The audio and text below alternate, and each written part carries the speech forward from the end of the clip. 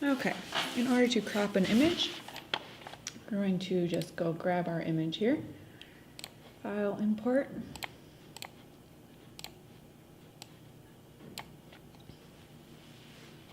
Alright, so say I just want to crop it so it's just her. I'm just going to make sure I have the image selected and select my prism. And you can see this smart bar up here, it has changed. So now using the selection tool, I'll use the rectangle. I'm just going to crop about approximately the area I want.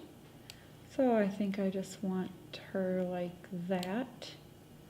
And then I'll hit crop. And there she is, cropped. And that's it.